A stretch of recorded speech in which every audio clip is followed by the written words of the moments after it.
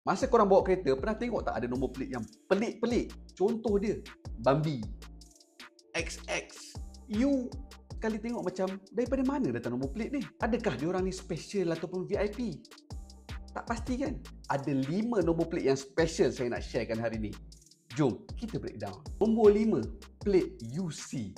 Ramai yang tak tahu, UC ni sebenarnya dikeluarkan oleh Yayasan UMP untuk dana kutipan derma dan juga program universiti. Nombor 4, U.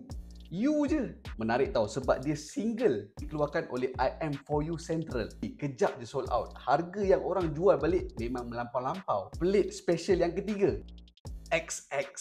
Daripada mana asal XX ni? Rupanya ini adalah keluaran oleh Yayasan Modal Insan Harta. Nombor 2, plate gold, GOLD. Dia dikeluarkan oleh JPJ sendiri, sempena Jubli Emas Wilayah Persekutuan. So, kebanyakan yang beli nombor ni memang orang yang ado-ado. Ni saya nak share sikit cara-cara untuk beli dulu, bayar kemudian.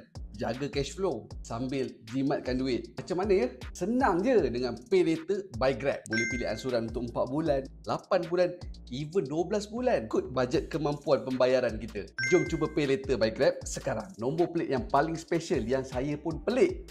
Nombor 1 adalah Bambi. Nombor plate ni dikeluarkan pada tahun 2000. Time tu saya darjah 3. Saya tengok ada sebuah proton wajah yang pakai nombor plate Bambi. Peliknya, adakah ini seekor? Rupanya plate ni dikeluarkan sempena Piala Thomas dan juga Piala Uber yang berlangsung dekat KL masa tahun 2000 dulu. Korang pernah tak bawa kereta lepas tu jumpa nombor plate yang pelik-pelik? Apa pelik tu? Cuba korang komen.